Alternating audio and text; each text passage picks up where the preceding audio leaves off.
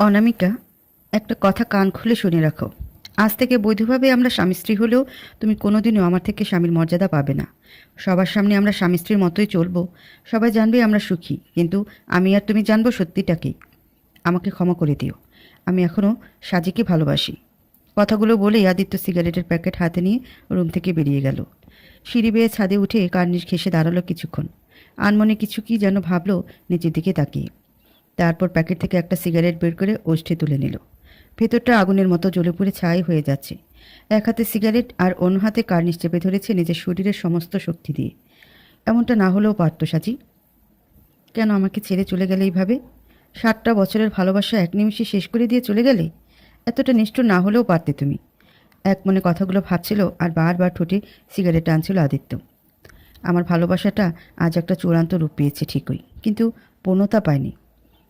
আদি এখনও সাজিকে ভালোবাসে।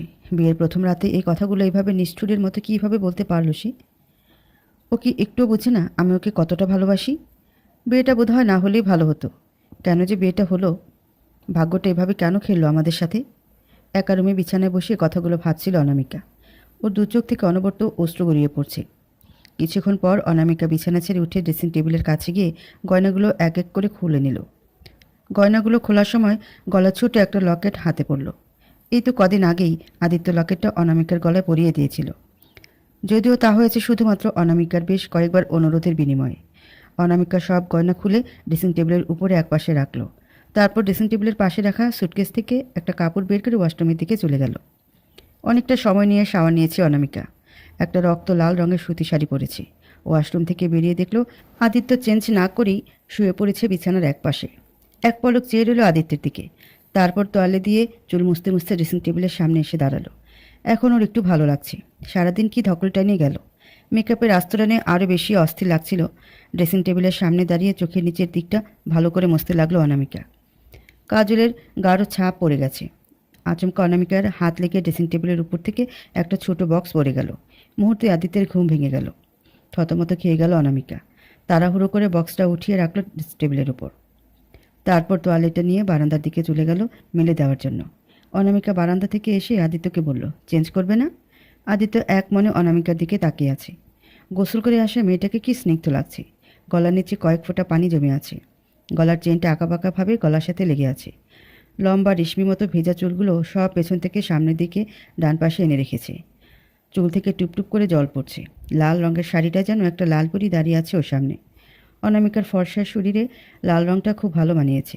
কেমন যেন এক অস্থিরতা কাজ করছে আদিত্যের ভিতরে। অনামিকা আবার বলল, তুমি চেঞ্জ করবা না? সারাদিন তো অনেক ধকল গেল, চেঞ্জ করে আসো, শান্তিমতো ঘুমোতে পারবা। আদিত্য অনামিকার দিকে তাকিয়ে আছে। মেয়েটার চোখ দুটো ফুলে আছে। দেখে বোঝা যাচ্ছে কান্না করেছিল। আদিত্য কিছু না বলে তোয়ালা নিয়ে শাওয়ারে চলে গেল। অনামিকা বিছানা গুছিয়ে নিল। পুরোটা বিছানা গোলাপ আর গাঁদা ফুলের পাপড়ি ছড়িয়ে ছিটিয়ে আছে। সবগুলো পাপড়ি বিছানা থেকে ঝেড়ে ফেলে দিল। তারপর রুমটা ঝাড়ু দিয়ে পরিষ্কার করে নিল। বিছানা থেকে একটা বালিশ আর একটা কাঁথা নিয়ে সোফায় গিয়ে শুয়ে পড়ল অনামিকা। ঘুমে ওর চোখ জোড়া ঢুলে আসছে। সোফায় গিয়ে শুতে গভীর ঘুমে তলিয়ে গেল অনামিকা। দীর্ঘ সময় শাওয়ার নিয়ে আসার পর আদিত্য দেখল অনামিকা সোফায় বেঘরে ঘুমোচ্ছে। ওর শরীরের কিচ্ছু ঠিক জায়গায় নেই। গায়ে দেওয়া কাঁথাটার একটা কোণা শুধু হাঁটুর উপরে, আর বাকি সবটা সোফায় ঝুলে মেঝেতে পড়েছে। শাড়ির আঁচলটা বুক থেকে সরে গিয়েছে। শাড়িটা হাঁটু সমান উঠে আছে। লাল রঙা ব্লাউজ আর শাড়ির মাঝে অনামিকার মেদিন ফর্সা পেটটা খুবই আকর্ষণীয় লাগছিল। নাভির দিকে তাকিয়ে আবেশে চোখ বন্ধ করে ফেলল আদিত্য। চোখের সামনে এমন দৃশ্য দেখে নিজেকে স্বাভাবিক রাখতে যেন খুব কষ্ট হচ্ছিল আদিত্যের। স্তব্ধ হয়ে দাঁড়িয়ে রইল। ওর নিঃশ্বাসগুলো ক্রমশ ঘন হয়ে আসছিল। ধীর পায়ে অনামিকার কাছে আসতে লাগলো। অনামিকার কাছে যেতে ওর মুখের উপরে মুখ রাখলো আদিত্য। অনামিকার ঘুমন্ত মুখটা কি মায়াবী লাগছে। আলতো হাতে অনামিকার গাল স্পর্শ করে দিল। ওর শাড়ির আঁচলটা ঠিক করতে গিয়েও যেন বারবার বাধাপ্রাপ্ত হচ্ছিল। মৃদু হাতে ওর পেটের উপর স্পর্শ করে ফেলল। এমন পরিস্থিতিতে কি নিজেকে স্বাভাবিক রাখা যায়? টুপ করে আদিত্যের চুলের কয়েক ফোঁটা জল পড়ল অনামিকার পেটে। এদিকে আদিত্যের স্পর্শ পেয়ে অনামিকার ঘুম ভেঙে গেল। কি যেন এক অজানা আবেশে অনামিকা আদিত্যের হাতটা চেপে ধরল। আদিত্য হাত ছাড়াতে চেয়েও পারল না। শোয়া থেকে এক লাফ দিয়ে উঠে বসল অনামিকা। শাড়ির আঁচলটা ঠিক করে নিল। হাঁটু থেকে শাড়িটা নিচে নামিয়ে নিল। নিজের কাছে খুবই লজ্জাবোধ হচ্ছে ওর। কাঁথাটা ভালো করে গায়ে দেওয়া উচিত ছিল। ওর ঘুম ভালো না। ঘুমালে আর কিছুরই হুঁশ থাকে না। লজ্জা মাথাটা নিচের দিকে করে আছে। মুখটা লাল হয়ে গেছে। আদিত্য লজ্জা অনামিকার দিকে তাকাতে পারছে না। আদিত্য উঠে দাঁড়িয়ে বলল, সরি, আমি ইচ্ছা করে করিনি। It's okay. আসলে আমার ঘুমানোর স্টাইল ভালো না। ঘুমিয়ে পড়লে আর কিছুই হুঁশ থাকে না। তুমি এখানে কেন ঘুমিয়েছ? বিছানায় তো ঘুমাতে পারো। তুমিই তো বললে আমাকে কখন স্ত্রীর মর্যাদা দিতে পারবে না। সেক্ষেত্রে এক বিছানায় কিভাবে ঘুমাবো? আদিত্য আর কোনো কথা না বলে কাপড় পরে শুয়ে পড়ল বিছানার একপাশে। কিছুক্ষণ পর অনামিকার দিকে তাকিয়ে বলল, তুমি এখানেই আমার পাশে ঘুমাতে পারো, আমার কোনো সমস্যা নেই। কিছুক্ষণ কী যেন ভেবে আদিত্যের পাশে এসে শুয়ে পড়ল অনামিকা। ঘুমিয়ে পড়েছ? আদিত্যের কথায় নেড়েচেড়ে উঠল অনামিকা। না, এখনও ঘুমাওনি যে? একবার ঘুম ভেঙে গেছে তো আর আসছে না, দেরি হবে ঘুম আসতে। ছাদে যাবা? আদিত্যের কথায় চমকে গেল অনামিকা। এই রুমে আসার পর আদিত্য যে কথাগুলো বলেছে তারপর এখন আবার এসব। অনামিকা বলল, এত রাতে ছাদে? কত রাত? ঘড়িতে তাকিয়ে দেখো রাত 2টা বাজে। তো কি হয়েছে? এত রাতে আমাদেরকে কেউ ছাদে যেতে দেখলে কি ভাববে? সবাই বেঘরে ঘুমাচ্ছে এখন। বিয়ে বাড়ি, যদি কেউ দেখে? আরে দেখলেই বাকি, আমাদের কি ইচ্ছে হতে পারে না ছাদে যাওয়ার? যেতেই তো পারি আমরা। না না, আমি যাব না। এত রাতে ছাদে গেলে ভূত প্রেতনি ধাক্কা দিয়ে ফেলে দেবে, পরে আমার সব স্বপ্নকে পূরণ করবে। অনামিকার কথা শুনে আদিত্য হাসি দমে রাখতে পারল না। বিছানা থেকে উঠে হা হা করে হেসে উঠল। আর অনামিকা মুগ্ধ হয়ে আদিত্যের হাসি দেখছে। একটা ছেলের হাসি এতটা দৃষ্টিকাড়া কিভাবে হতে পারে? বিয়ের ঠিক হওয়ার আগে 1 বছর আগে মাত্র 2বার দেখা হয়েছে ওর সাথে। যখন ওর সাথে পরিচয়টা কেবল ফেসবুকে হয়েছে, যখন শুধুমাত্র বন্ধুত্ব ছাড়া আর কিছু ছিল না। হঠাৎ করে বিয়েটা ঠিক হওয়ার পর যেদিন দেখা হয়েছে সেদিন দুজনে বাকরুদ্ধ হয়ে পড়েছিল দুজনকে দেখে। আদিত্য আর অনামিকার পরিচয়টা ফেসবুকের সুবাদে। দীর্ঘদিনের পরিচয়ের পর দুজনে দেখা করেছে। দেখা করার পর থেকে অনামিকা অনুভব করতে লাগলো ও আদিত্যকে ভালোবেসে ফেলেছে। কিন্তু ও খুব ভালো করেই জানে আদিত্য সাজিকে ভালোবাসে। 7টা বছরের প্রেম ওদের। এখানে অনামিকার ভালোবাসাটা সম্পূর্ণই তুচ্ছ। আদিত্য সাজিকে পাগলের মতো ভালোবাসত, কিন্তু সাজি এমনভাবে ছেলেটার সাথে প্রতারণা করেছে তা কল্পনার বাইরে। মেয়েটাকে এতটা ভালোবাসার পরেও মেয়েটা অন্যদের সময় দিত। এই, তুমি ভূতে বিশ্বাস করো? আদিত্যের কথায় অনামিকার ঘোর কাটল। অনামিকা স্তব্ধ দৃষ্টিতে তাকিয়ে আছে আদিত্যের দিকে। আদিত্য অনামিকার মুখের সামনে তুড়ি বাজিয়ে বলল, এই মেয়ে, কি বলি শোনো না। হাঁ করে তাকিয়ে কি দেখো? মাছে ঢুকে যাবে মুখে। অনামিকা বিশ্বাস করতে পারছে না এটা কি 3 ঘন্টা আগের সেই মানুষটা যে বলেছিল সে কখনোই আমাকে স্ত্রীর মর্যাদা দিতে পারবে না। সবার সামনে আমরা স্বামী স্ত্রী হয়ে থাকবো। আমি এখনও সাজিকে ভালোবাসি। আদিত্য অনামিকার 2 কাঁধে হাত দিয়ে একটা ঝাঁকানি দিয়ে বলল, তুমি কোথায় হারিয়ে গেলে? আমি কি বলি শোনো না। হ্যাঁ শুনেছি তো, কচু শুনছো, কিছু বলো না কেন? চলো ছাদে যাই। কথাটা বলে আদিত্য অনামিকার হাত ধরে হ্যাঁচকা টান দিয়ে ছাদের দিকে চলল। অনামিকা যেন শক্ত হয়ে গেছে, কোনো প্রকার প্রতিক্রিয়া নেই। বিরক্ত হয়ে আদিত্য অনামিকার হাতটা ছেড়ে দিয়ে বলল, কি সমস্যা? এমন স্ট্যাচুর মতো হয়ে আছো কেন তুমি? সেদিন তো খুব করে বলছিলে আমাকে ভালোবাসো। ভালোবাসি বলতে বলতে কপালে চুমু দাও। আরও কত কি, এখন কি হয়েছে? অনামিকা চুপ করে দাঁড়িয়ে আছে। আদিত্য বলল, উফ, কি অসহ্য একটা মেয়ে, সব সময় তো মুখে কথার খই ফুটে। আজ কি হয়েছে? কথা বলছো না কেন তুমি? আমি ভাবছি। কি ভাবছো তুমি? ভাবছি আমার সামনে দাঁড়িয়ে থাকা এই আদিত্যের মতো মানুষটাকে। হোয়াট? কি আজে বাজে বকে যাচ্ছ? না মানে, আমার মনে হচ্ছে তুমি ভূত না তো আবার। মাথাটা পুরোই গেছে তোমার। না মানে, এই ঘরে ঢুকেই তুমি যে কথাগুলো বলেছ তারপর আবার এমন আচরণ কেমন যেন সন্দেহজনক ঠেকছে। এই, তোমার জ্বর আসেনি তো? দেখি তো। বলেই অনামিকা আদিত্যের কপাল আর গলায় হাত দিয়ে দেখল। বলল, কই না তো, শরীর তো ঠিক আছে। অনু, তোমার সাথে আমার কিছু কথা আছে, বারান্দায় চলো। আদিত্যের মুখে অনু ডাকটা শুনে বুকটা ভরে উঠল অনামিকার। কতটা দিন পর ও এত স্নেহে সুরে ডেকেছে। এই ডাকটায় কত ভালোবাসা মিশে আছে তা একমাত্র অনামিকাই জানে। অনামিকাকে বলল, আচ্ছা তুমি বারান্দায় গিয়ে বসো, আমি 2 কাপ কফি বানিয়ে আনছি, রাতটা উপভোগ করব। বাবা, আমি ছাদে যেতে বললাম তখন তো খুব বলেছ লোকে দেখে ফেলবে, কি না কি ভাববে। ছাই ভাববে। এখন যে তুমি রান্নাঘরে যাবা, এখন কেউ দেখবে না তোমাকে? ওটা আমি সামলে নিব। ঢং সব। নিজের বেলায় 16 আনা আর আমার বেলার শূন্য। আমি আসছি, তুমি থাকো। আদিত্য বারান্দায় গিয়ে দাঁড়ালো। ভাবছে অনামিকাকে সব কিছুই বলবো। অনুকে ভালোবাসি না আমি, কিন্তু ওর প্রতি একটা মায়া জন্মেছে। সাজি যদি আমাদের 7টা বছরের ভালোবাসা এক নিমিষেই ভুলে যেতে পারে, আমিও পারবো। সাজি তো আমাকে কখনো ভালোই বাসেনি। ভালোবাসলে হয়তো এমনটা করতে পারতো না। অথচ আমি বোকার মতো মেয়েটাকে ভালোবেসে গেছি। অনু এখন আমার অর্ধাঙ্গিনী। ও এখন আমার শেষ নিঃশ্বাসের সাথী। আমার জীবনের সব কিছুর ভাগিদার অনু। ও এখন আমার দায়িত্ব। আমার দায়িত্বকে আমি কখনো এড়াতে পারবো না। অনুকে আমি সবটা দিয়ে আগলে রাখবো, যে করি হোক। অনামিকা কফি বানাতে এসে দেখে ওর শাশুড়ি রান্নাঘরে চা বানাচ্ছেন। শাশুড়িকে দেখে কিছুটা লজ্জায় পড়ে গেল মেয়েটা। এত রাতে কি না কি ভাববে ওকে এই অবস্থায় রান্নাঘরে দেখে। শাড়ির আঁচলটা টেনে মাথায় তুলে নিল অনামিকা। শাশুড়ি বললেন, কী রে মা, এত রাতে এখানে? কিছু লাগবে তোর? না মা, আসলে একটু কফি বানাতে এসেছিলাম। আপনি কি করছিলেন মা? আর বলিস না, তোর শ্বশুরের মাথাটা নাকি খুব ধরেছে। সারাদিনের কাজ, এত মেহমান, এত সব ঝামেলায় পড়ে মানুষটার প্রেশারও বেড়েছিল। আপাতত প্রেশার নেই, কিন্তু মাথাটা খুব ধরেছে নাকি, তাই একটু আদার চা করতে এলাম। আচ্ছা মা, আপনিই চলে যান রুমে, আমি চা করে নিয়ে আসছি। না, না করবেন না মা। এই বাড়ির দায়িত্বটা আমি শুরু থেকে নিতে চাই। আমি আপনার বউ না, মেয়ে হয়ে থাকতে চাই। আপনার সব কাজ শুধু আমাকে বলবেন, আমি সব করে দিব। আপনি শুধু আমাকে এখন বলুন চা পাতা, দুধ, আদা আর কফি কোথায় রাখা আছে, বাকিটা আমি করব। অনামিকার কথা শুনে ওর শাশুড়ির চোখে পানি এসে পড়েছে। ওনার একমাত্র ছেলে আদিত্য, আগে পেছনে আর কোনো ছেলে মেয়ে নেই। খুশি হয়ে বললেন, আল্লাহ তোমাকে সর্বসুখী করুক মা, দোয়া করি। শুধু দোয়া করবেন মা, যেন আপনার মতো করেই আপনার সংসারটাকে আঁকড়ে রাখতে পারি। শাশুড়ি অনামিকাকে বুকে জড়িয়ে নিলেন। তারপর বললেন, আমার ছেলেটাকে দেখি রেখো, অনেক বদমেজাজি, কখন কি করে কি বলে নিজেও বুঝতে পারে না। পরে আবার পরিস্থিতি শান্ত হলে ভুল বুঝতে পারে। তুমি ওকে ভালোভাবে বুঝবে মা। রান্নাঘরে এক চুলায় চা, আরেক চুলায় দুধ বসিয়ে দিল অনামিকা।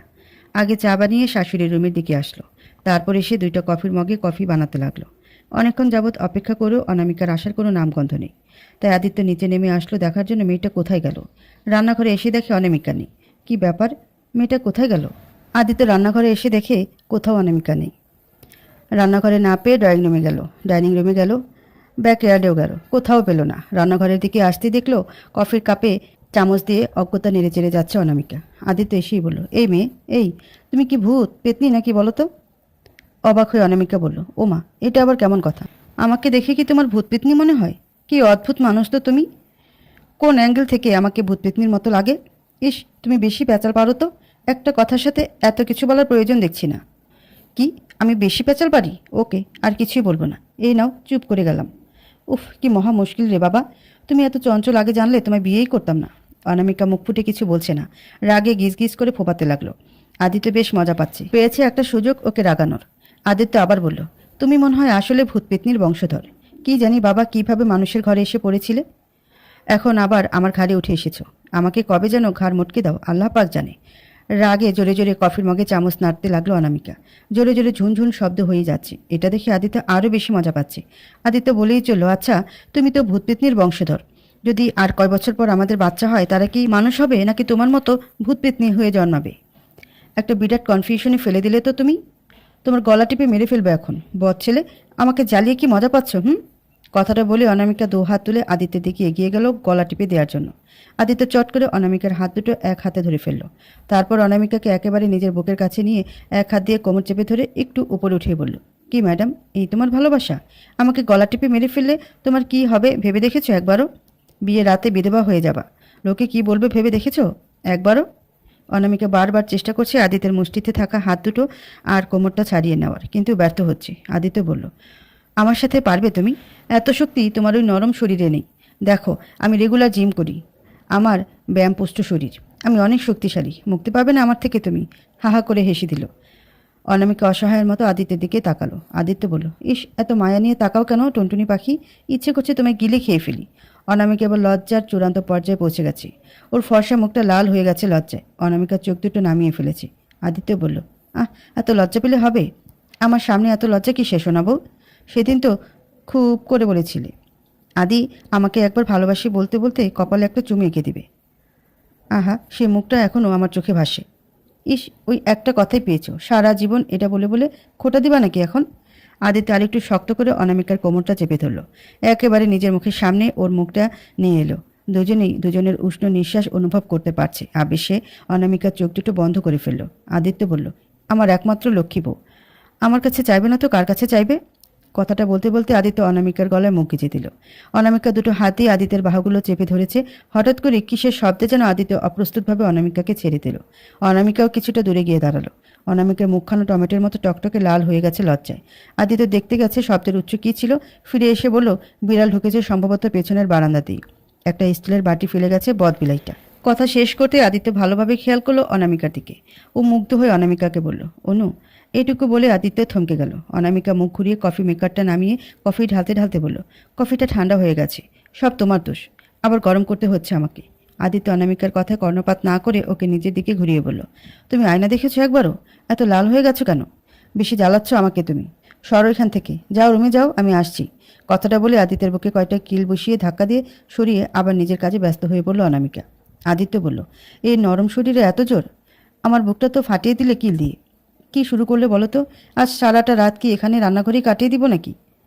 বাড়ি ভর্তি আত্মীয় স্বজন, হঠাৎ কেউ যদি এসে পড়ে, এভাবে দেখে ফেলে আমাদেরকে, তাহলে বিষয়টা কত খারাপ হবে জানো? আদিত্য আর কিছু না বলে উপরে চলে যাওয়ার পথ ধরল। পেছন থেকে অনামিকা বলল, একটা কফির মগ তুমি নিতে পারো না?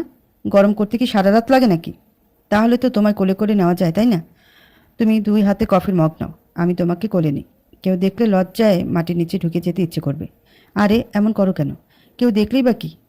আমরা তো সদ্য বিবাহিত স্বামী স্ত্রী। বেশি বাড়াবাড়ি করলে গরম কফি ঢেলে দিব মাথায়। চুপচাপ কফির মগ নিয়ে হাঁটা ধরো। আদিত্য আর কথা না বাড়িয়ে একটা মগ নিয়ে হাঁটা ধরল। অনামিকা কেমন যেন একটা চিন্তার মধ্যে আছে। মানুষটা ঘরে ঢুকেই এমন সব কথাবার্তা বলল। এত সময় আমি কান্নাকাটি করলাম, ছাদ থেকে এসেই হঠাৎ করে এতটা বদলে গেল কি করে? কি এমন হয়েছিল ছাদে? দুজনে বারান্দায় গিয়ে বসলো। বারান্দাটা একেবারেই খোলামেলা, কোনো গ্রিল লাগানো নেই। বারান্দাটা অনামিকার খুব পছন্দ হয়েছে বটে। ওদের রুম থেকে বারান্দায় দাঁড়ালে বাড়িতে প্রবেশপথটা দেখা যায়। সামনের দিকটা খুব সুন্দর বড় ইয়ার্ড। দুই পাশে কতগুলো সুন্দর ছোট ছোট বিভিন্ন জাতের উদ্ভিদের টব লাগানো। আদিত্যের বাড়িটা কিছুটা ডুপ্লেক্স সিস্টেম। ইস, চারটা কি অপূর্ব লাগছে! কি সুন্দর জ্যোৎস্না ছড়িয়েছে। পুরো শহর ঘুমিয়ে পড়েছে। চারিদিকে নিস্তব্ধ, কোলাহল শূন্য। হালকা বাতাস বইছে। এই যে সুন্দরী, কি ভাবছো? আদিত্যের কথায় অনামিকার ঘোর কাটল। এত সময় ধরে বাইরের সৌন্দর্যটাকে উপভোগ করছিল। আদিত্য আবার বলল, আচ্ছা তুমি ওই সময় কোথায় ছিলে বলো তো? রান্নাঘরে পেলাম না তোমাকে। আবার পরে দেখি হাওয়া হয়ে এসেছো যেন। কফি বানাতে গিয়ে দেখি মা চা বানাচ্ছে বাবার জন্য।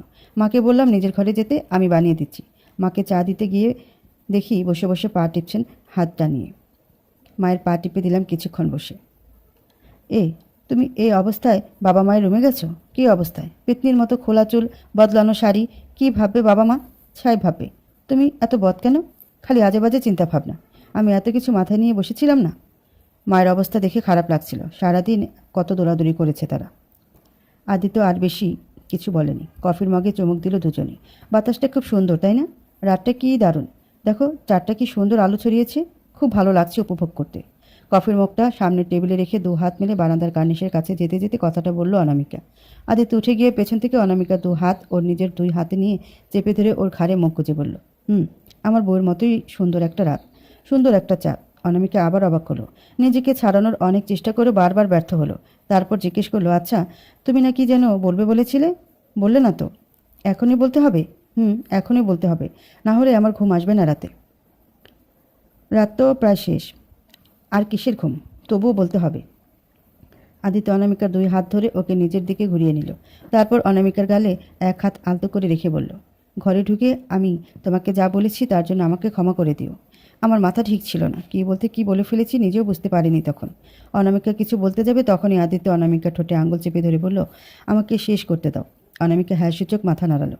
আমি সাজিকে কতটা ভালোবাসতাম সেটা তুমি ভালো করেই জানো। 7টা বছর প্রেম করেছি। কখনো ওকে বাজেভাবে স্পর্শ করিনি। পবিত্র রেখেছি ওকে, হাত ধরা পর্যন্তই। প্রতিশ্রুতি দিয়েছিলাম বিয়ের পূর্বে আমাদের মাঝে বেশি কিছুই হবে না। যে কারণেই হোক আমাদের রিলেশন চলাকালীন সময় ও আরও বেশ কয়েকটা রিলেশন কন্টিনিউ করেছিল। বিয়ের কথা যখন উঠে তখনই ওর ঘোর আপত্তি। আরও পরে বিয়ে করবে, ওর ক্যারিয়ার আগে। যেভাবেই হোক আমি ওর প্রতিটা রিলেশন সম্পর্কে জেনেছি। ওর বিষয়ে আমি খারাপ কিছু বলতে ইচ্ছুক না, যদিও সবই বাস্তব। কারো কথা ধরার মতো ছেলে আমি নই। 7টা বছর অনেক ঝড় ঝঞ্ঝাট পেরিয়ে এসেছি। ওকে অনেক বেশি বিশ্বাস করতাম। তাই কারো কথা সহজে দমে যায়নি। খতিয়ে দেখেছি সব কিছুই, তারপর প্রমাণও পেয়েছি। শেষ পর্যন্ত বাবা মাকে জানিয়ে দিয়েছি তারা যার সাথে বিয়ে দেবে হাসি খুশি তাকেই বিয়ে করব। কিন্তু তোমাকে দেখার পর আমি সত্যি বাকরুদ্ধ হয়েছিলাম সেদিন। বিশ্বাস করতে পারছিলাম না। কাকতালীয়ভাবেই তোমার সাথে বিয়ে ঠিক করলো বাবা মা। আমরা খুব ভালো বন্ধু ছিলাম, যদিও তা ফেসবুক পরিচিত। যে কারণেই হোক আমার প্রতি তোমার দুর্বলতা এসেছে। ভালোবেসে ফেলেছ আমাকে। আমার মন মস্তিষ্কে সাজি ছাড়া দ্বিতীয় কেউ ছিল না। তোমাকে খুব ভালো বন্ধুর বেশি কিছু ভাবতাম না আমি। আমার চোখে এখনও সে 1 বছর আগের ঘটনাটা ভাসে, যখন আমাদের দ্বিতীয় আর শেষ দেখা হয়েছিল। আমার বিশ্বাসটা খুব নিখুঁতভাবেই টুকরো হয়ে গেছে। সহজে কাউকে বিশ্বাস করাটা কঠিন হয়ে পড়ে এখন আমার জন্য। এখন তুমি আমার বিয়ে করা স্ত্রী। তোমাকে বিশ্বাস করাটা আমার দায়িত্ব। তোমাকে স্ত্রীর মর্যাদা দিয়ে আগলে রাখাটাও আমার দায়িত্ব। আমি কখনই দায়িত্ব এড়াতে পছন্দ করি না। তোমাকেও আমি এড়িয়ে যেতে পারবো না। আদিত্যের মুখে কথাগুলো শুনে অনামিকা ভাবলিহীনভাবে দাঁড়িয়ে আছে। তার মানে আদিত্য শুধুমাত্র স্বামীর দায়িত্ব পালন করছে? যা করছে শুধুই দায়িত্ববোধ থেকে? স্ত্রী হিসেবে কিংবা ভালোবেসে কিছুই করছে না? করবেই বা কী করে? 7 বছরের তিল তিল করে গড়ে তোলা ভালোবাসা তো আর এক নিমিষে ভোলা যায় না। বারান্দা থেকে ঘরে এসে শুয়ে পড়ল অনামিকা। আদিত্য পেছন পেছন এসে ওর পাশে বসলো। ওর মাথায় হাত রেখে অস্থির হয়ে বলল, কি হলো অনু, তুমি এসে পড়েছো কেন এভাবে? আমার খুব ঘুম পাচ্ছে, সকালে উঠতে পারবো না, তুমিও ঘুমাও।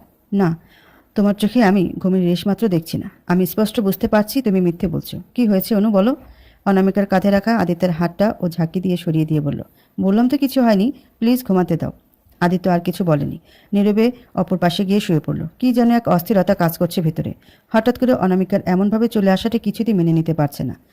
অনু এখন আমার জীবনের সবটা দিয়ে ওকে আগলে রাখবো নিজের বুকে সাজিয়ে। আমার সবটুকু বিশ্বাস ভেঙে দিয়ে আমার ভালোবাসাকে অমর্যাদা করে গেছে। একমাত্র অনুই পারবে আমাকে নিজের করে রাখতে। ও আমার স্ত্রী, আমার দায়িত্ব। ওকে আমি কখনো কোনো কষ্ট দিতে চাই না, সবসময় ওকে ভালো রাখতে চাই। মেয়েটা বড্ড অভিমানী, ওর সকল অভিমানের অবসান ঘটাবো আমি। একা একাই কথাগুলো ভাবছিল আদিত্য। শেষ রাতে হালকা ঠান্ডা পড়ছিল। আদিত্যের চোখে ঘুম নেই, ভেতরটা ছটফট করছিল। উঠে দেখে অনামিকা গুটিসুটি মেরে শুয়ে আছে। আদিত্য আলমারি থেকে একটা পাতলা নকশি কাঁথা নিয়ে অনামিকার গায়ে মরিয়ে দিল। তারপর নিজেও কাঁথার ভিতরে ঢুকে পড়ল। ভোরের সূর্যের আলোয় ঘুম ভাঙল অনামিকার। জানালা দিয়ে সূর্যের রশ্মি ওর চোখে এসে পড়ছে। একটু আড়মোড়া দিতে গিয়ে অনুভব করলো শরীরটা ভার ভার লাগছে। ঘাড় ঘোরাতে পারছে না ভালোভাবে। কারো দুটি হাত ওকে খুব শক্ত করে জড়িয়ে রেখেছে। কোনো মতে একটি ঘাড় ঘুরিয়ে দেখে আদিত্যকে জড়িয়ে ধরে ওর কাঁধে মুখ গুজে নিশ্চিন্তে ঘুমোচ্ছে। অনামিকার মাথাটা আদিত্যের এক হাতের বাহুর উপরে, আরেকটা হাত দিয়ে উপর থেকে জড়িয়ে রেখেছে অনামিকাকে। যে অনামিকা উঠতে যাবে কিন্তু পারছে না। আদিত্য যেন জেগে আছে, ইচ্ছে করেই ওকে আরো শক্ত করে জড়িয়ে ধরে রেখেছে। অনামিকা অনেকবার চেষ্টা করলো নিজেকে ছাড়িয়ে নেওয়ার, প্রতিবার ব্যর্থ হয়ে বৃথা চেষ্টা করে বন্ধ করে দিল। যেন এক অজানা সুখময় অনুভূতি কাজ করছে, যেখানে গুনাহের কোনো ভয় নেই, যেখানে এভাবে একে অপরকে আষ্টে পৃষ্ঠে জড়িয়ে রাখাটা সম্পূর্ণ হালাল। অনামিকা ঘড়িতে তাকিয়ে দেখে 7টা বাজে প্রায়। বাড়ির নতুন বউ সকালে এত দেরিতে উঠলে লোকে কি বলবে? ভাববে কেমন পরিবারের মেয়ে, জমিদারের মতো এখনও ঘুমাচ্ছে। সকালে উঠে নামাজ কালামও পড়ে নেই, রাতে দেরি করে ঘুমানোর কারণে। আজকের ফজরের নামাজটা হলো না। প্রতিদিন ভোর 5টায় ঘুম থেকে উঠে পড়ে অনামিকা, আর আজ 7টা বেজে গেছে। 7-5 ভেবে অনামিকা নিজেকে ছাড়িয়ে উঠতে গেল, কিন্তু আদিত্য ওকে শক্ত করে ধরে রাখলো। অনামিকা বলল, প্লিজ ছাড়ো, অনেক বেলা হয়ে গেছে। তাতে কি? তাতে কি মানে? কি ভাববে সবাই? মাকে আজে বাজে মন্তব্য করবে। ভালো বউ আনতে পারিনি, বাড়ি ভর্তি মেহমান। ছাড়ো আমাকে। এই শোনো না, চুলে কি শ্যাম্পু দিয়েছো রাতে? এত সুন্দর গন্ধ আসছে। তোমার চুলের গন্ধ আমাকে মাতাল করে দিচ্ছে। লজ্জা মরে যাবার মতো অবস্থা হয়ে পড়েছে অনামিকার। মনে মনে বলল, এই ছেলেটা এত ফাজিল কেন? একটুও লজ্জা নেই। এভাবে কেউ বলে নাকি? নির্লজ্জ কোথাকার, কিচ্ছু মুখে বাঁধে না। আদিত্য ডাকে সম্বিত ফিরে পেল অনামিকা। আদিত্য বলল, বলো না, চুলের গন্ধটা এত তীব্র কেন? এত ভালো লাগছে কেন? জানি না, তুমি ছাড়ো আমাকে প্লিজ। আদিত্য অনামিকাকে নিজের দিকে ঘুরিয়ে বুকের সাথে ওর মাথাটা শক্ত করে চেপে ধরল। বলল, লাফিয়ে কোনো লাভ নেই। আমার ইচ্ছে না হওয়া অবধি আমি ছাড়ছি না। আমার সাথে তুমি যতই যুদ্ধ করো, আমি না চাইলে ছাড়াতে পারবে না নিজেকে। আদি, আমি ব্যথা পাচ্ছি। আদিত্য সাথে সাথে অনামিকাকে ছেড়ে দিল। আদিত্যকে ছাড়তে দেরি, ওর বিছানা ছেড়ে নেমে পড়তে 1 সেকেন্ডও দেরি করলো না। বিছানা থেকে নেমে অনামিকা বলল, এবার ধরো আমাকে। অসভ্য ছেলে। আচ্ছা বুঝেছি, ব্যথার বাহানা ছিল তাহলে। হ্যাঁ, আমাকে তুমি ধরবা না? অনামিকা ফ্রেশ হয়ে নিচে যাওয়ার জন্য তৈরি হয়ে নিল। জানালার দ্বারে এসে দাঁড়াতেই সূর্যের কিরণ ওর মুখে এসে পড়ল। আদিত্য তাকিয়ে আছে মুগ্ধ দৃষ্টিতে ওর দিকে। সূর্যের আলোয় ওর মুখটি কি লাবণ্যময় লাগছে।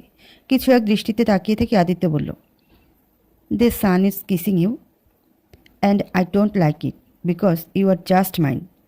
I just can kiss you, nobody else. আদিত্যের কথায় কর্ণপাত না করে অনামিকা নিচে চলে গেল। আদিত্য ভাবছে মেয়েটা বোধহয় এখনও রেগে আছে। কাল রাতে মনে হয় এভাবে বলা ঠিক হয়নি, কিন্তু আমি তো ওকে আঘাত করার উদ্দেশ্যে কিছু বলিনি। মন থেকে ওকে আমি স্ত্রী মেনে নিয়েছি। পাগলিটাকে কিভাবে বোঝাই? অনামিকা নিচে এসে দেখে আদিত্যের কয়েকটা কাজিন ড্রয়িং রুমে বসে লুডো খেলছে।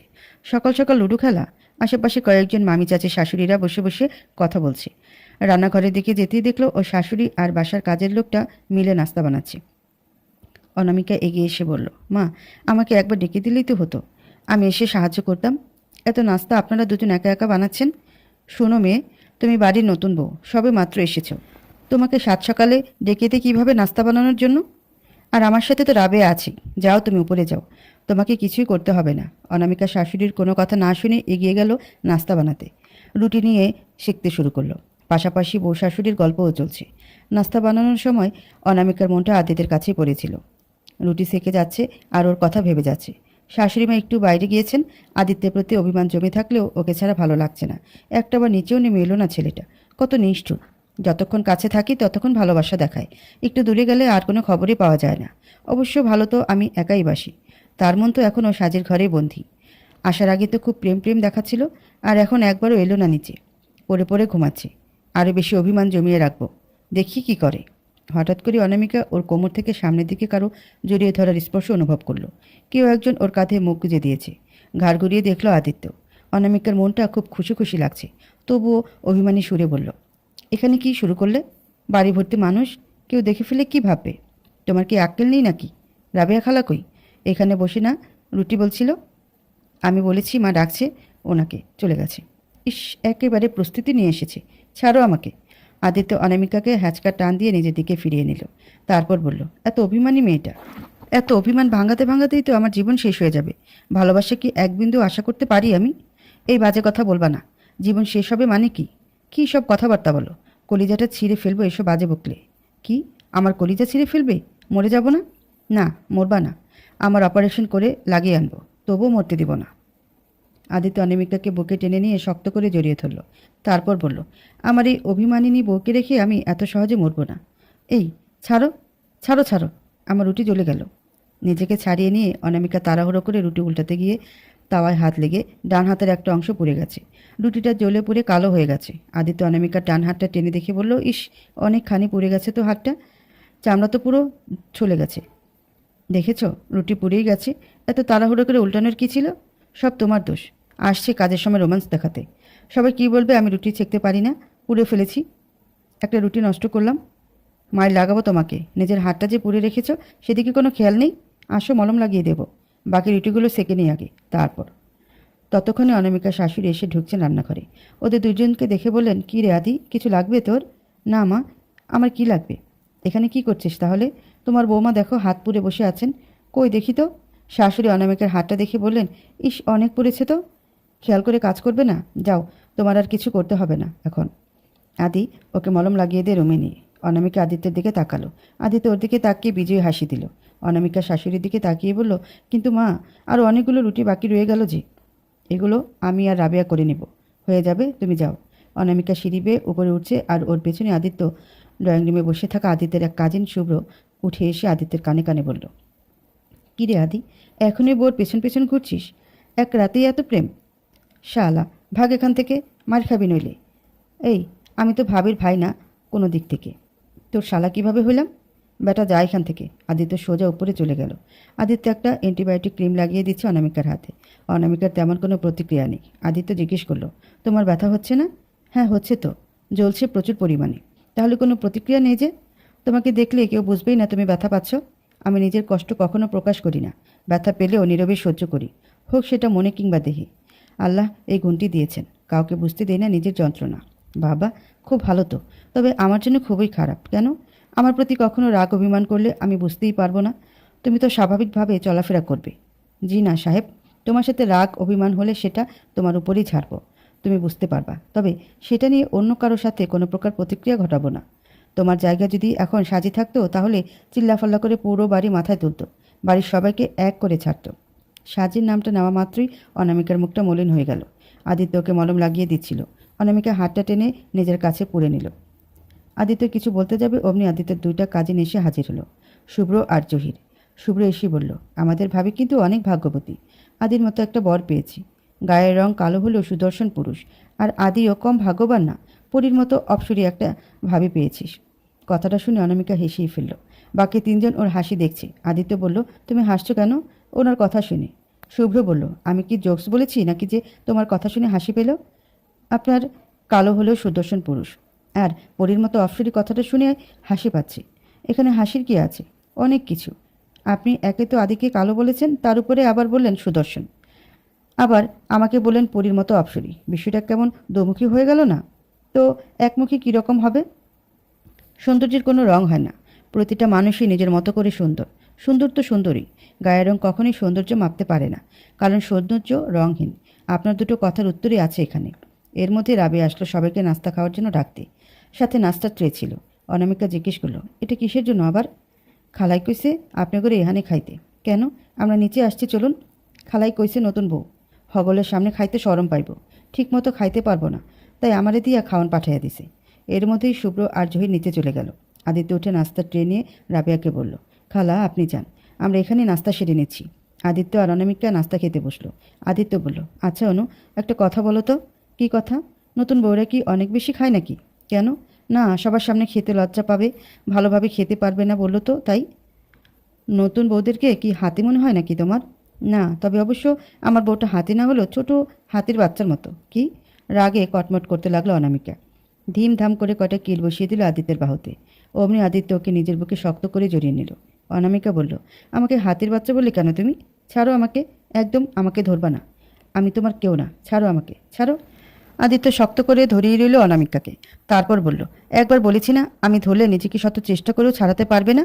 আমি না চাইলে তুমি পারবা না নিজেকে ছাড়াতে। দেখো আদি, কাল রাতেও ভালোভাবে খাইনি, সারাদিনও খাইনি ঠিকভাবে। আমার প্রচুর ক্ষুধা পেয়েছে, আমি খাবো। এই জন্য তো তোমাকে বাচ্চা হাতে বললাম। আবার আহা আমার সোনা বউ। আদিত্য নিজ হাতে অনামিকাকে খাইয়ে দিল। এর মধ্যে অনামিকা একবার কুট করে একটা কামড় বসিয়ে দিল আদিত্যের হাতে। আদিত্য আহ বলে শব্দ করে উঠল। তারপর বলল, ইস, বাচ্চা হাতিটা আবার কামড়ও দেয়। অনামিকা আবার রেগে মেগে একাকার।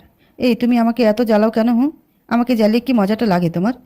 আমার একমাত্র লক্ষ্মী বউ তুমি, তোমাকে জ্বালাবো না তো কাকে জ্বালাবো? তুমিই তো আমার সব এখন। আমার পুরো পৃথিবীটাই তো এখন তোমাকে ঘিরে। ইস ন্যাকামো, এসব কথাগুলো না ন্যাকা বয়ফ্রেন্ডদের মানায়, গার্লফ্রেন্ডকে ধরে রাখার জন্য। স্বামীদের মুখে এগুলো মানায় না। স্ত্রীরা তো থাকবেই নিরুপায় হয়ে। নিরুপায় মানে? তুমি কি আমার কাছে নিরুপায় হয়ে থাকছো নাকি? তাহলে বললে কেন? কি জানি বাবা, হয়তো নিরুপায় হয়ে থাকতে হবে। আল্লাহ না করুক, অমন দিন যেন কখনো না আসে। অনামিকা আর কিছু বলতে পারেনি। কিছুক্ষণ চুপ করে থাকার পর অনামিকা নীরবতা ভাঙিয়ে বলল, খাবারটা ঠান্ডা করে খাওয়াবা আমাকে? ঠান্ডা খাবার খেয়ে কি মজা আছে? বেশি গরম খাবার খেতে নেই, হায়াত কমে যায়। আদিত্যের কথাটা শুনে হো হো করে হাসছে অনামিকা। অনামিকা যখন প্রচুর পরিমাণে উত্তেজিত হয়ে হাসতে থাকে তখন ওর দুই চোখে পানি জমে যায়। এই মুহূর্তেও ওর দুই চোখে পানি জমে গেছে। আদিত্য মুগ্ধ হয়ে অনামিকাকে দেখছে। অনামিকা হাসি থামিয়ে বলল, এইসব কুসংস্কার কথাবার্তা কোথায় শুনেছ তুমি? না, এটাই সত্যি। হাহা করে হেসে দিয়ে বলল, হেসো না। আমাদের গ্রামের বাড়িতে পাশের বাড়ির এক কাকু ছিল, রোজ বেলা গরম গরম ভাত গিলত। বয়স কত 30ও পেরোয়নি, মরে গেছে। ব্যাস, তাতে প্রমাণ হয়ে গেল গরম খাবারে হায়াত কমে যায়। তা নয়তো কি? এমন লেম কথাবার্তা অন্তত তোমার থেকে আশা করিনি আদি। হাহা করে হেসে দিয়ে, তোমার মিষ্টি হাসিটা দেখার জন্য না হয় একটু লেম কথাবার্তা বললাম, দোষ কি তাতে? হয়েছে হয়েছে, শাক দিয়ে মাছ ঢাকার চেষ্টা করো না। এবার খাওয়া শেষ করো। একটু পর হয়তো তোমাদের পাড়াপড়শিরা আসবে আমাকে দেখার জন্য। তুমি কি করে জানো? মা বলেছিল রান্নাঘরে। খাওয়া শেষ করে তৈরি হতে হবে। শাড়ি পরবা? নতুন বউ বলে কথা, শাড়ি না পরলে তো লোকে বলাবলি করবে। লোকের বলাবলিতে কি আসে যায়? কাল থেকে খেয়াল করছি বারবার একই কথা বলে যাচ্ছ। এ দেখে ফেললে কিভাবে, ও কিভাবে, অমুক এটা বলবে, তমুক সেটা বলবে। তুমি একটা এডুকেটেড মেয়ে হয়ে এসব কথা কিভাবে বলো? আমার কিছু যায় আসে না, কিন্তু বাবা মায়ের মান রক্ষার্থে অনেক কিছুই আসে যায়। লোকের কথা কান দেওয়ার মতো মেয়ে আমি নই, কিন্তু আমার ছোট্ট একটা ভুলের কারণে মানুষ বাবা মাকে কথা শোনাক সেটা আমি চাই না। এত জলদি এত সহজে তুমি বাবা মাকে এত আপন করে নিয়েছো? হ্যাঁ নিয়েছি। শুনবে কেন? কেন? তুমি তো জানোই আদি, আমার মা নেই। ছোট বোনের জন্মের কয়েক মাসের মাথায় মা মারা গেলেন, আমাদেরকে ছেড়ে গেলেন পরপারে। তখন আমি সদ্য কৈশোরে পা রেখেছি, ভালো করে কিছুই বুঝতাম না। বাবা আমাদের কথা ভেবে আরেকটা বিয়ের চিন্তা করেননি। তাছাড়াও বাবার আগ্রহ ছিল না। একা হাতেই নিজের কাজ আমাদের সামলালেন, আমাদের কোনো আবদার অপূর্ণ রাখেনি। যখন যা চেয়েছি তা পেয়েছি। বাবার যত কষ্টই হোক না কেন, বাবা কখনো আমাদেরকে বুঝতে দিত না, এখনও বুঝতে দেয় না। বাবা অনেক কষ্ট করে আমাদেরকে মানুষের মতো মানুষ করে গড়ে তুলেছেন। ছোট বোনটাকেও বাবা খুব যত্ন করেন। মায়ের অভাবটা কখনো বুঝতে দেয়নি। তবুও মা তো মাই, মায়ের জায়গাটা কেউ পূর্ণ রাখতে পারে না। একটা শূন্যস্থান পূরণ করতে সঠিক শব্দের প্রয়োজন পড়ে। সঠিক শব্দের অভাবে জায়গাটা শূন্যই থাকে। ঠিক তেমনি একটা মানুষের শূন্যতা অন্য কেউ পূর্ণ করতে পারে না, কেউ না। কিন্তু বাবা তার দিক থেকে কোনো কমতি রাখেনি। যখন থেকে বুঝতে শিখেছি তখন থেকে মায়ের অভাববোধটা খুব হতো। মাঝে মাঝে খুব কান্নাও করতাম। বোনকে আগলে রাখতাম, ওকে কখন বসতে দিতাম না। বান্ধবীদের মায়েদের সাথে নানান খুনসুটি দেখে ভেতরটা খুব পড়তো জানো। অনেক অভিমান জমতো মায়ের প্রতি, কেন আমাদেরকে ছেড়ে চলে গেলেন। বয়সের সাথে সাথে একটা ম্যাচিউর ভাব এসে পড়তে লাগলো। অনেক বান্ধবীদের বিয়ে হয়ে গেছে, কয়েকজনের সংসারে শান্তি দেখেছি। শ্বশুর শাশুড়ি নিয়ে ঝামেলা, পারিবারিক অশান্তি, তারপর সহ্য করতে না পেরে আলাদা হয়ে যাওয়া। এই জিনিসগুলো খুবই খারাপ লাগতো। তখন থেকে মনে মনে ভেবে রেখেছি আমার শ্বশুর শাশুড়িকে আমি নিজের বাবা মায়ের মতো দেখব। তাদের ছেলের বউ হওয়ার আগে তাদের মেয়ে হব। তাদের যত্নে কোনো প্রকার ত্রুটি রাখবো না। যত কষ্টই হোক না কেন, কখনো পরিবার থেকে আলাদা করে নেব না নিজেকে। শ্বশুর শাশুড়ির মন জুগিয়ে চলবো সব সময়, শাশুড়িকে মা বানাবো, তিনিই তো সর্বক্ষণের সঙ্গী। অনামিকার কণ্ঠটা কিছুটা কাপা হয়ে আসলো। ওর চোখ যেটা পানিতে ভরে এসেছে। আদিত্য ওর চোখের পানিটা মুছে দিয়ে বলল, আমি অত্যন্ত সৌভাগ্যবানদের মধ্যে একজন। তোমার মতো স্ত্রী পেয়েছি আমি। আমি সৃষ্টিকর্তার কাছে চিরকৃতজ্ঞ। তোমাকে আমার পৃথিবী বলেছি কেন জানো? কাল থেকে বাবা মাকে খুব যত্ন করছো, অথচ নতুন বউ হিসেবে এত সহজে আপন করে নেওয়াটা খুবই কঠিন। আমার বাবা মায়ের সেবা যত্নের দায়িত্বটা তুমি খুব নিখুঁতভাবে নিতে পারবে, কোনো প্রকার ত্রুটি রাখবে না। তারা আমার সব, আর তুমি আমার এক পৃথিবী। তোমার মধ্যেই তাদের ভালো থাকার অস্তিত্ব বিরাজ করে। এই রে দেখো কটা বাজে, অনেক দেরি হয়ে গেছে। সরো, আমি রেডি হব। একটু পরে পাড়াপড়শি আসবে, খাবারগুলোও তো গুছিয়ে রাখতে হবে। বলে অনামিকার নাস্তার ট্রে নিয়ে নিচে চলে গেল। শাশুড়ির কাজে সহযোগিতা করছিল টুকটাক। অনামিকার এক চাচি শাশুড়ি বললেন, ভাবি, ছেলের বউ তো এনেছেন পরীর মতো। তা এমন মেয়েদের জীবনে কিন্তু অনেক ঘটনা থাকে। পূর্বে সব খতিয়ে দেখেছেন তো, নাকি না দেখেই বিয়ে করিয়ে দিয়েছেন? তার উপরে আবার মা মরা মেয়ে, বাপার কত খেয়াল রেখেছে। কথাটা শুনে অনামিকার ভেতরটা মোচড় দিয়ে উঠল। মানুষের মন মানসিকতা এতটা খারাপ কিভাবে হতে পারে? ভেতরটা জ্বলে যাচ্ছে অনামিকার। মানা থাকলে কি সন্তান খারাপ হয়ে যায়? দুঃখে অনামিকার বুক ফেটে কান্না আসছিল, কিন্তু খুব কষ্টে কান্নাটা ভেতরে চেপে রাখলো। অনামিকার শাশুড়ি বললেন, ভাবি, এমন মেয়ে পেতে ভাগ্য লাগে। আমাদের আদিত্য আর আমাদের সেই ভাগ্যটা আছে বলেই আমরা ওকে আমাদের ঘরে তুলতে পেরেছি। এখন পর্যন্ত আমার সেবা যত্নে কোনো ত্রুটি রাখেনি মেয়েটা। এলো তো কাল, এর মধ্যে কে এমন সেবা যত্ন করে ফেললো? শোনেন ভাবি, একদিনের কিংবা 2-3 বার সেবা যত্ন করে কাউকে বিচার করা যায় না। দেখবেন কয়দিন পরেই আমার সোহেলের বউয়ের মতোই অত্যাচার শুরু করবে।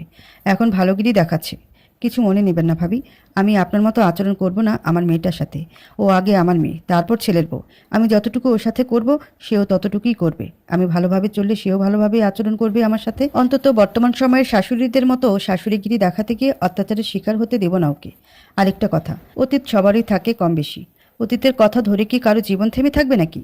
অতীত ভুলে গিয়ে সব ভুলের ক্ষমা চেয়ে নতুন করে শুরু করার নামই জীবন।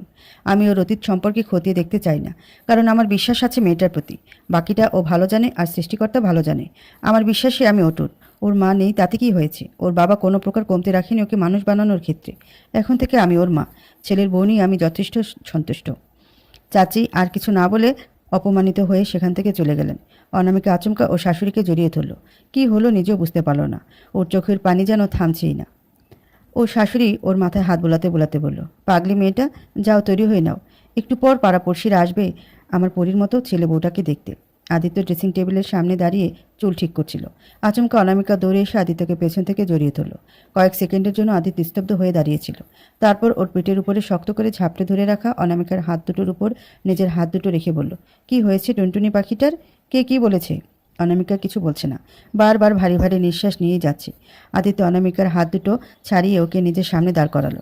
তারপর এক হাত ওর কোমরে দিয়ে অন্য হাত দিয়ে চিবুক উঠিয়ে বলল, কি হয়েছে বলো? কেউ কিছু বলেছে? আমি অনেক লাকি জানো, আমি যেমনটা শাশুড়ি মা চেয়েছি তার চেয়ে অনেক বেশি ভালো একজন শাশুড়ি পেয়েছি। তোমার মা এত ভালো আমি বিশ্বাস করতে পারছি না। বুঝতে হবে মাটা কার। হা হা করে হেসে দিল আদিত্য। কি ম্যাডাম, আপনার রেডি হওয়ার কথা? সংসদে পাড়া প্রতিবেশীদের সামনে বসে থাকবেন। আচ্ছা, তোমাদের বিরক্ত লাগে না এগুলো? লাগলেও যে কিছু করার নেই, এগুলো তো নিয়ম। আচ্ছা, এখন তৈরি হয়ে নাও, অনেক কথা আছে তোমার সাথে। অনামিকা আদিত্যের দিকে একদৃষ্টিতে চেয়ে রইল। মনে মনে বলল, আমারও যে অনেক কথা জমে আছে তোমার সাথে।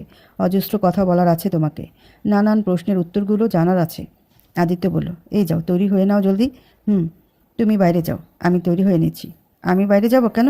বারে আমি চেঞ্জ করব, শাড়ি পরবো তোমার সামনে। তাতে কি হয়েছে? আমি তোমার বর, আমার সামনে না করলে কার সামনে করবা? এমন করে বলো কেন?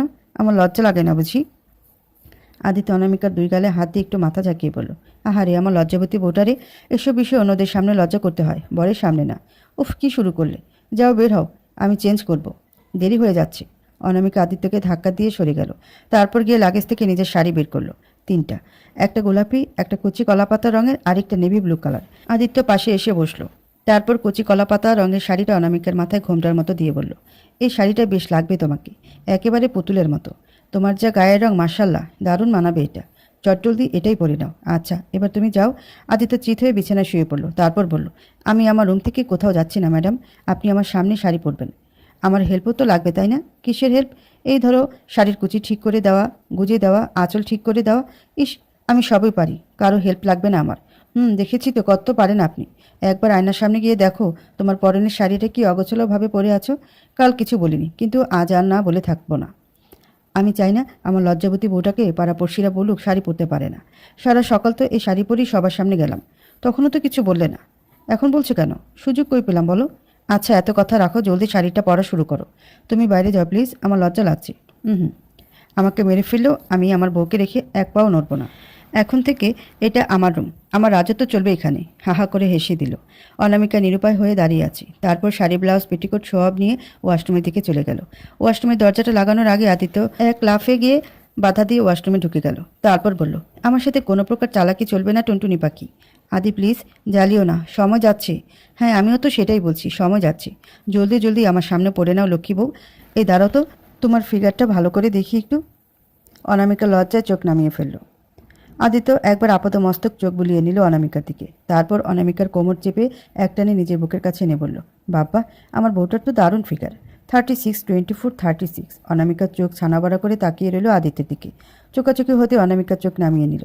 নিজেকে ছাড়ানোর চেষ্টা করছে অনামিকা। ওর পরনের শাড়ির আঁচলটা একটু নেমে গেল। আদিত্য সেটা তুলে দিতে দিতে বলল, আঁচলটাও সামলাতে পারো না? চোখের সামনে ফুটন্ত ফুল দেখলে ঠিক থাকা যায় না বৌমনি। এখন তো কিছু করতেও পারছি না। তুমি একটা অসভ্য, নির্লজ্জ ছেলে। সেটা জানি। পৃথিবীর সব ছেলেরা বউদের সামনে নির্লজ্জ, অসভ্য, আরও অনেক কিছু। আমাকে ছাড়ো প্লিজ, দেরি হয়ে যাচ্ছে। মা কি ভাববে? আমি এখন কান্না করে দেবো কিন্তু, ছাড়ো আমাকে। আদিত্য প্রচণ্ড হাসি পেল, তবুও চেপে রাখলো। লজ্জা অনামিকার মুখটা লাল নীল হয়ে গেছে, চোখ দুটো ছলছল করছে। একটু পরে কান্না করে দেবে। আদিত্য আলতো করে অনামিকার মুখটা তুলে ওর ঠোঁটে নিজের ঠোঁটটা চেপে ধরল। গভীর আবেশে অনামিকার চোখ বুজে ফেলল। ওর দু চোখে থাকা অশ্রুবিন্দু গাল বেয়ে গড়িয়ে পড়ল। গভীর আবেশে অনামিকা আদিত্যের শার্টের কলার শক্ত করে চেপে ধরল।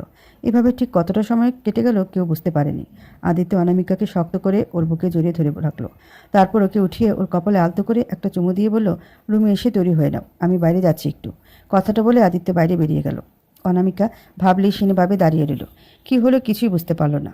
মানুষটা কত রহস্যজনক, বুঝে ওঠা খুব কঠিন হয়ে পড়ছে। এতদিন শুনেছি মেয়েরা খুব রহস্যজনক হয়, মেয়েদের বুঝে উঠতে পারা খুব কঠিন, কিন্তু আদিত্যের বউ হয়ে আসার পর দেখছি ছেলেরাও কোনো অংশে কম রহস্যজনক নয়। কখন কি বলে, কখন কি করে বুঝে ওঠা যায় না। ইস, সময়টা এত দ্রুত পেরিয়ে গেল। আরে কিছুক্ষণ থাকলে বোধ হয় ভালো হতো। এর মধ্যে আদিত্য আবার রুমে আসলো। দেখলো অনামিকা এখনও আগের মতোই দাঁড়িয়ে আছে। আদিত্য ওর কাছে গিয়ে বলল, কি গো বৌমনি, এখনও এখানে দাঁড়িয়ে আছো? এখন সময় যাচ্ছে না? অনামিকা কিছুই বলছে না। আদিত্য হুট করেই ওকে কোলে তুলে নিল। তারপর রুমে এনে দাঁড় করিয়ে বলল, মন কোথায় তোমার? তৈরি হয়ে নাও জলদি। এই তুমি আবার এখানে এসেছো কেন? আমার ফোনটা রেখে গেছিলাম, তাই নিতে এসেছি। আমার নিজের রুমেও আসতেও অ্যাপয়েন্টমেন্ট লেটার লাগবে? অনামিকা কিছু বলল না। আদিত্য ফোনটা নিয়ে রুম থেকে বেরিয়ে গেল। অনামিকা শাড়িটা পরে নিল, তারপর হালকা সাজগোজ করে নিল। হালকা গোলাপি রঙের লিপস্টিক, চোখে কাজল আর একটা ছোট কালো টিপ পরে নিল। তারপর চুলগুলো চিরুনি দিয়ে আঁচড়াচ্ছিল। এমন সময় আদিত্য আসলো আবার। আদিত্য এসে রুমের দরজাটা লাগিয়ে দিল। তারপর মুগ্ধ দৃষ্টিতে তাকিয়ে রইল অনামিকার দিকে। আদিত্যের দিকে কোনো ভ্রুক্ষেপ নেই অনামিকার। নিজের মতো করে ড্রেসিং টেবিলের সামনে চুল আঁচড়াচ্ছিল। আদিত্য এসে অনামিকাকে পেছন থেকে জড়িয়ে ধরল। তারপর ওর ঘাড়ে মুখ গুজে দিল। ওর চুলগুলো আলগোছে সামনের দিকে দিয়ে একটা গভীর চুমু খেলো অনামিকার ঘাড়ে। অনামিকার পুরো শরীরে শিহরণ জেগে উঠল। আদিত্যের গরম নিঃশ্বাস ওর ঘাড়ে পড়ছিল। অনামিকার প্রতিটি নিঃশ্বাস ক্রমশ ঘন হয়ে আসছিল। আদি ছাড়ো, সবাই অপেক্ষা করছে। তোমাকে এতগুলো কিউট লাগছে, ইচ্ছে করছে সারাক্ষণ বুকে জড়িয়ে ধরে রাখি। যেতে হবে না তোমার কোথাও। অনামিকার ভিতরে ঝড় বয়ে যাচ্ছে যেন। ও তো আদিত্যকে সত্যি খুব ভালোবাসে। আদিত্যের সব রকমের ভালোবাসা ও চায়, কিন্তু আদিত্য হয়তো এখনও সাজিকে পুরোপুরিভাবে ভুলতে পারেনি। তাহলে কেন এভাবে বারবার কাছে টেনে নিচ্ছে অনামিকাকে? শুরুটা হয়েছিল একটা অদ্ভুত যন্ত্রণা দিয়ে, কিন্তু তার কিছুক্ষণ পর এমন হঠাৎ করেই আপন করে নেওয়া এতটা ভালোবাসা, সব কি শারীরিক চাহিদা নাকি অন্য কিছু? অনামিকা আর ভাবতে পারছে না। ওর মনের ভিতরে জেগে ওঠা নানান প্রশ্নের ছুরি উথাল পাথাল করছে। ভাবনার জগৎ থেকে ফিরে এসে অনামিকা বলল, আদি, তোমার সাথে আমার কিছু কথা আছে। সব হবে, আমারও অনেক কথা আছে। ছাড়ো আদি, সবাই অপেক্ষা করছে। এত সময় এখানে এসে বসে থাকলে কি ভাববে সবাই? আমার যে ছাড়তে ইচ্ছে করছে না এই মিষ্টি বউটাকে। কি করি বলো তো? বারবার নেশার মতো টানছে আমাকে। কথাটা বলে অনামিকার ঘাট থেকে মাথা উঠে অনামিকাকে নিজের দিকে ঘুরিয়ে দাঁড় করালো আদিত্য। অনামিকার দুই গালে হাত দিয়ে ওর কপালে আলতো করে একটা চুমু খেলো। অনামিকার ভেতরে ধুকপুকানি বেড়ে যাচ্ছে। আবেশে চোখ দুটো বুজে ফেলেছে। আদিত্য অনামিকার গালে রাখা একটা হাত নামিয়ে ওর কানের নিচে গলার কাছাকাছি রাখলো। আরেকটা হাত দিয়ে আলতো করে কোমর চেপে ধরে ওকে একেবারে নিজের কাছে নিয়ে আসলো। দুজনে দুজনের গরম নিঃশ্বাস অনুভব করতে পারছে। দুইজনের নিঃশ্বাসে ঘন হয়ে আসছে। আদিত্য অনামিকার গোলাপি ঠোঁটজোড়া নিজের ঠোঁটে পুড়ে নিল। অনামিকার নিঃশ্বাস আটকে আসলো। মনে হচ্ছে যেন সব এখানেই থেমে যাক। কি করছে আদিত্য এসব? কেন করছে? ও কি সত্যি আমাকে ভালোবাসে? অনামিকা দুই হাত দিয়ে আদিত্যের পিঠে শার্ট চেপে ধরেছে। I love you Saji. I love. আদিত্যের চেপে ধরা শার্ট হুট করেই ছেড়ে দিল অনামিকা। ওর হাত দুটো স্থির হয়ে আদিত্যের পিঠ থেকে নেমে গেল। আদিত্যও যেন একটা বড়সড় ধাক্কা খেয়ে অনামিকাকে ছেড়ে দিল। কি বলল আদিত্য এটা? এত সময় আবেশে অনামিকার চোখে পানি এসে পড়েছিল, যা এখন ঝরে পড়ছে বিরামহীনভাবে। অনামিকা আর কোনো কথা না বলে সোজা রুম থেকে বেরিয়ে গেল। আদিত্য ভাবলেই সিনিভাবে দাঁড়িয়ে রইল। কি হলো কিছুই বুঝতে পারছে না। ও হঠাৎ করে সাজির নামটা কেন মুখে নিয়ে আসলো? উফ, কি করলো ও এটা? অনামিকা কি ভাববে? আমি ওকে সাজি ভেবে ভালোবাসি? সাজিকে কল্পনা করে আদর করি? আদিত্য মাথায় হাত দিয়ে ফ্লোরে বসে পড়ল। এভাবে ঠিক কতটা সময় পার হলো ও জানে না। অনামিকাকে সব বুঝিয়ে বলতে হবে। আজকের ঝামেলা শেষে ওকে সব খুলে বলতে হবে। মেয়েটা বড্ড অভিমানী। কি ভাববে মেয়েটা? অনামিকাকে সবাই দেখে যাওয়ার পর মেয়েটা রুমে এসে বিছানায় গায়ে লিয়ে দিল। সারা দিয়ে নিচে ছিল। এ আসে ও আসে। দুপুরে খাওয়া দাওয়া শেষ করে সব কাজে হাত দিয়েছে মেয়েটা। সবাই কাজ করছে আর ও বসে দেখবে, বিষয়টা কেমন যেন লাগে ওর কাছে। তাই শাশুড়ি মায়ের সাথে সব কাজে হাত বাড়ায়। শাশুড়ির বারবার বারণ করা সত্ত্বেও শোনেনি। নতুন বউকে কেউ কখনো এভাবে কাজ করায় না। নানানভাবে বোঝানোর পরেও মেয়েটা শোনেনি। প্রায় বিকেল গড়িয়ে এসেছে। কোনো এক অজানা কারণে অনামিকার বুকটা হাহা করছে। খুব একাকিত্ব বোধ হচ্ছে মেয়েটার। ইচ্ছে হচ্ছে কিছুক্ষণ চিৎকার করে কাঁদলে মনটা হালকা হবে। মায়ের কথা খুব মনে পড়ছে। সন্ধ্যার পর বাবা আসবে অরুণিমাকে নিয়ে। কেমন যেন ফাঁকা ফাঁকা লাগছে সব। বুবু, এই বুবু, কিরে এই অসময়ে ঘুমাচ্ছিস যে? অরুণিমার ডাকে অনামিকার ঘুম ভাঙল। বিকালে কখন যে চোখ লেগে গেল টেরই পায়নি। উঠে বসলো অনামিকা। বলল, কি রে তুই এখন এসেছিস? বাবা আসেনি? হ্যাঁ এসেছে তো। আঙ্কেল আন্টির সাথে কথা বলছে। আন্টি বলল তুই খুব ক্লান্ত, ঘুমাচ্ছিস রুমে, তাই আমি চলে এলাম এখানে। সারাদিন কি খুব কাজ করেছিলি বুবু? হুম। আজকে পাড়াপড়শিরা দেখতে এসেছিল। অন্যান্য আত্মীয় স্বজনরা বিদায় নিল, তাই মায়ের সাথে একটু টুকটাক কাজ করলাম। কিন্তু বুবু, নতুন বউ তুই, তোকে দিয়ে এত কাজ করালো কেন আজকেই? আরে বোকা বোন আমার, মা বারবার নিষেধ করেছিল কাজ করতে, আমি শুনিনি মায়ের কথা। এত কাজ চোখে দেখে আমি বসে থাকবো বল? হুম। তুই তো তুই বিরামহীন চলতেই থাকিস। হ্যাঁ রে, ভাইয়া কোথায়? সকালে যে দেখেছি আর দেখিনি ওকে, জানি না কোথায়। একটু অন্যমনস্কভাবে উত্তরটা দিল অনামিকা। অনুরিমা জিজ্ঞেস করলো, ভাইয়াকে তোর পছন্দ হয়নি বুবু? এমন প্রশ্ন কেন করছিস? ভাইয়ার কথা জিজ্ঞেস করতে তোর মুখটা ছোট্ট হয়ে গেল কি না তাই? না রে, আদিত্য খুব ভালো। ওর বাবা মা যে কী পরিমাণ ভালো আমি তোকে বলে বোঝাতে পারবো না। আমার মনে হয় না আমি তোদের ছেড়ে এসেছি। মা অনেক ভালো রে। আমাদেরকে তো এবার ভুলে যাবি তাহলে? ধুর, তোদেরকে ভুলবো কেন? এই, তুই জলদি ফ্রেশ হয়ে নে, বাবা অপেক্ষা করছে নিচে। আজকেই তোকে নিয়ে যাব আমরা যাওয়ার সময়। আজকেই মানে? আমি তো কিছুই গুছাইনি। আমি গুছিয়ে দিব, ব্যাপার না। জলদি ফ্রেশ হয়ে আয় আগে তুই। অরুণিমা আর অনামিকা একসাথে ড্রয়িং রুমে আসলো। অনামিকার বাবা মেয়েকে দেখে পাশে বসিয়ে জড়িয়ে ধরলেন ওকে। অনামিকার শাশুড়ি বললেন, বেআই সাহেব, একটা সোনার টুকরো পেয়েছি আমরা।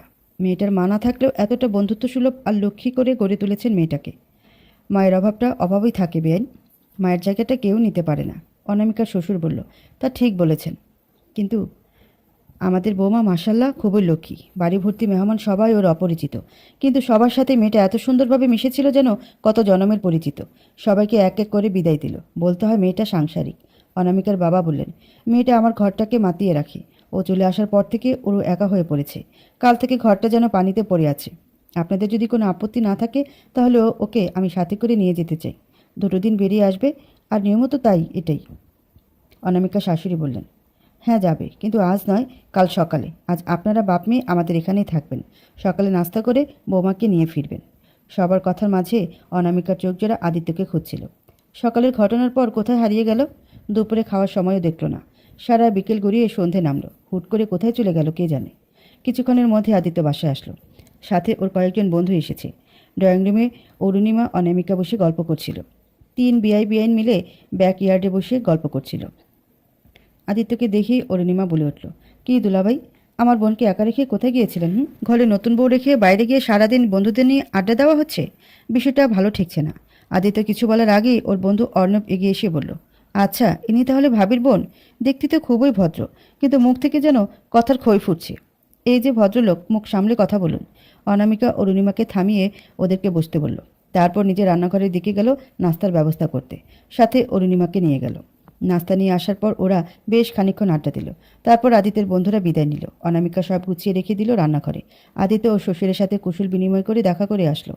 রাতে খাওয়া দাওয়া শেষ করে আদিত্য রুমে এসে দেখে অনামিকা আর অরুণিমা 2 বোন মিলে গল্পগুজব করছে। আদিত্যকে দেখে অরুণিমা বলল, আচ্ছা ভাইয়া, আপনি এমন গোংরা মুখে থাকেন কেন সবসময়? প্যাঁচার মতো মুখ করে রাখেন। জি না শালি সাহেবা, আমি মোটেই অমন না।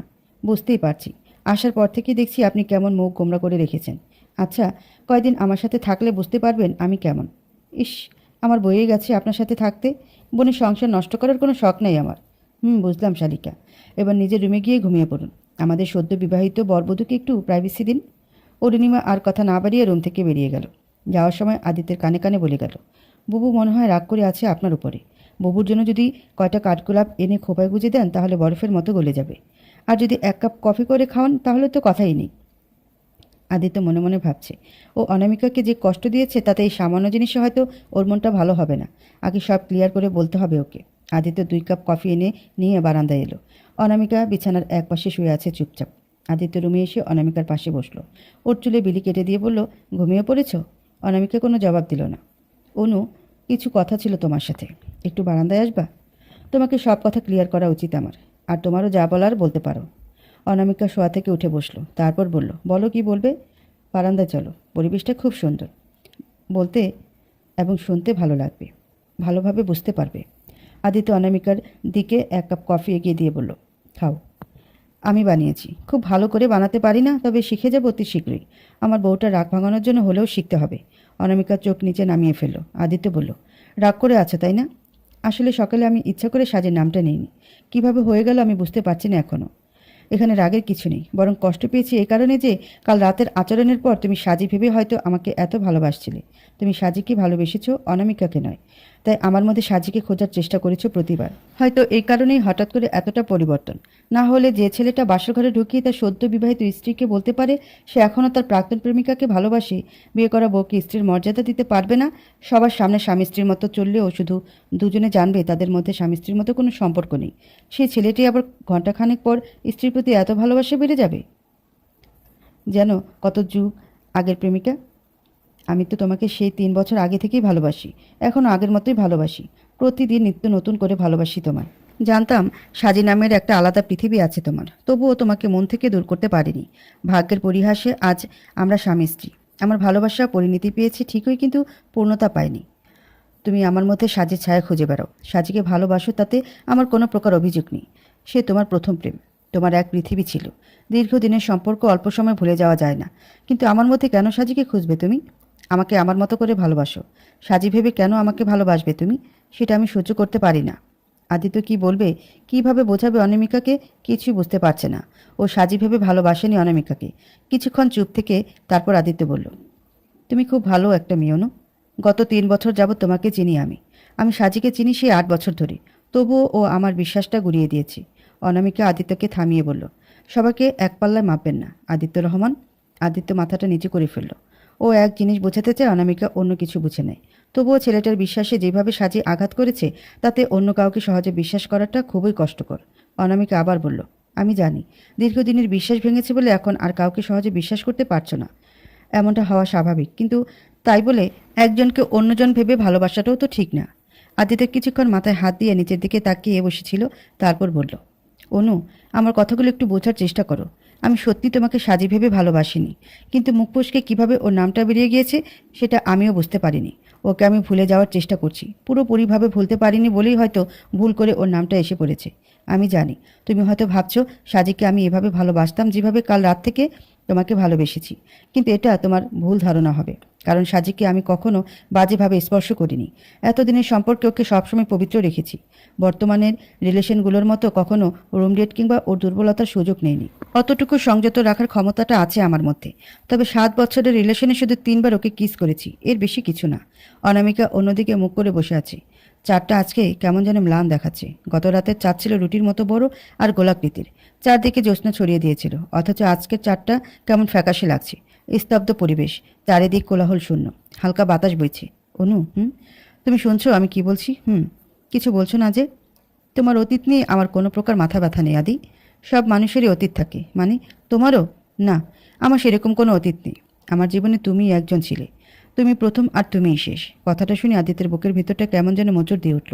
বিশ্বাস হতে চায় না, তবুও এই মেয়েটাকে বিশ্বাস করা যায়। অনামিকা বলল, আচ্ছা সেসব কথা না হয় থাক, কাল রাতের প্রসঙ্গে আসি। রুমে ঢুকে এমন অদ্ভুত আচরণ করলে, পরে আবার এত ভালোবাসা, একই সময় 2 রকমের আচরণের কারণটা কি?